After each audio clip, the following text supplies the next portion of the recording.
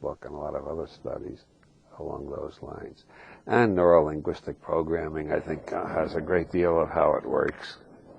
I've heard you talk a couple of times already here about attitude and cultivating sort of a positive frame of mind with respect to the sorts of subjects that you've been interested in talking about. It seems to me that in the 60s, something happened. There was some kind of transmission of a positive attitude, and a lot of people were getting turned on to a whole possible spectrum of brain change technologies. And now it kind of seems that that whole thing has gone underground or sort of died down or isn't nearly as up as it used to be.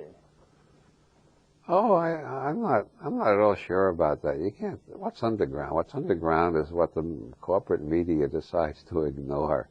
That doesn't mean it doesn't exist just because they're not covering it.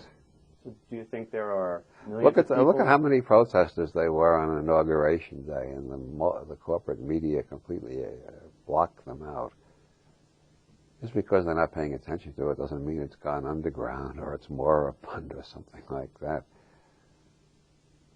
Of course, you can't judge by if I judge the world by the people I know who live in Santa Cruz County and the people I meet when I go and give a lecture or a workshop, I would assume that the whole world is made up entirely of neurological magicians and sorcerers of the mind and so on, and optimists and internet literate people and so on. Whereas, from what I gather from the mass media, most of the country still thinks the Earth is flat, and you can't even teach that we have relatives swinging through the trees in Africa and Asia and so on. The web. You like the web? Do you use it much? Oh, yeah. As a matter of fact, the book I'm currently writing, I have done virtually all my research on the web. I find almost everything I want to look up I can find on the web. The web grows faster every week. And do you think there are, I told you a little bit about what Enlightenment.com is trying to do, and there's many other groups that are trying to somehow spread knowledge of what works and create more neurological magicians. Do you think web can be effective in something like this, or how would you like to see it go? Oh, yeah. Well, the web gets all sorts of information around that doesn't get around much in I hate to use the cliche, the corporate media, but what else can you call them? The major media, the monopolized media, the media of Rupert Murdoch and a few others. That media doesn't care to deal with a lot of subjects. And the Internet, to me, the most exciting thing about Internet isn't any one particular potential, but the unlimited potentials. It's the first media that really belongs to its users. There's no gatekeeper. I don't know who coined that term, the gatekeeper, but when books appeared, right away they were gatekeepers. The Holy Inquisition, the censorship boards of various governments, and so on. And movies had the gatekeepers. They still have gatekeepers. They still can't go too far or the whole house collapses on them.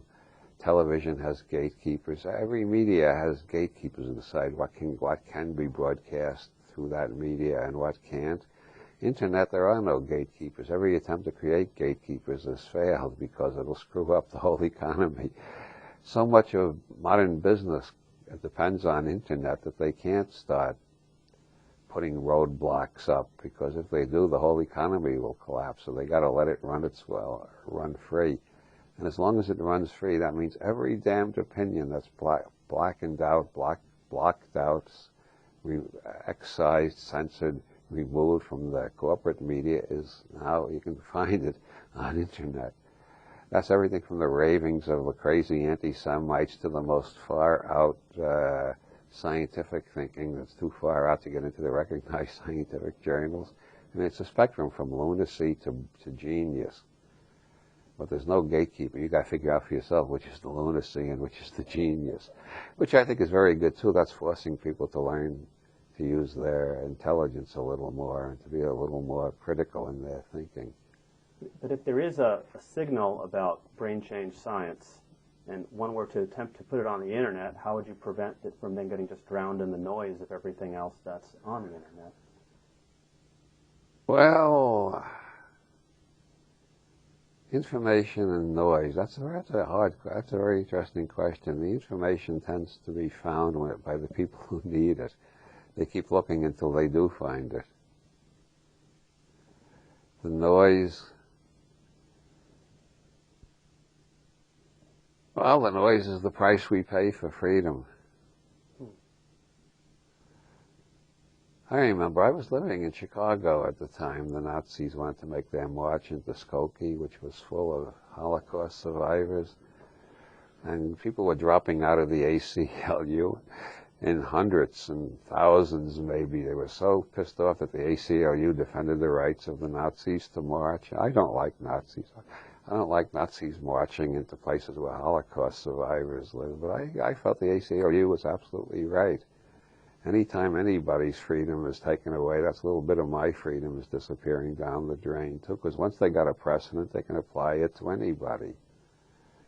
So I stuck with the ACLU all through that.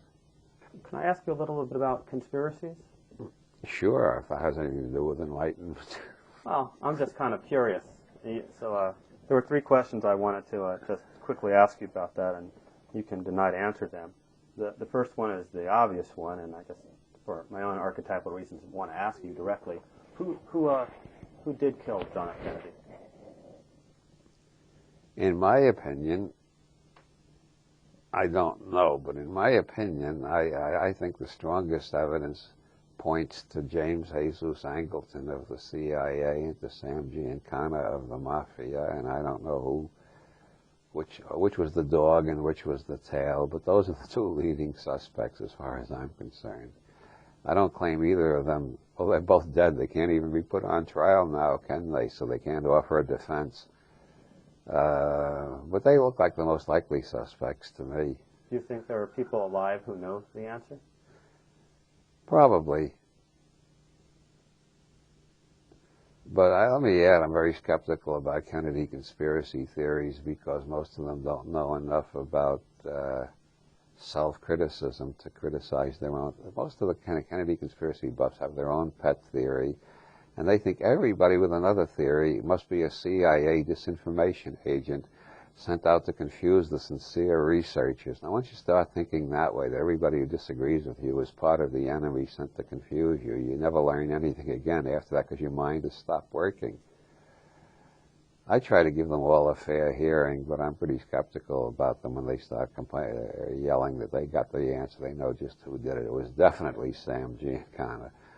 Or who's the other? Oh, there's a couple of other mafia. Oh, Johnny Rosselli, you know. Or there was the long what's the word I'm looking for?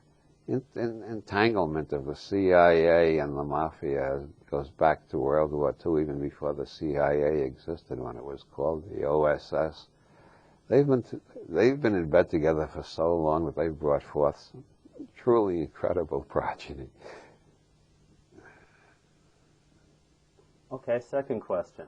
Do you think there is some sort of military cover-up of physical evidence of extraterrestrials? Maybe. In your opinion?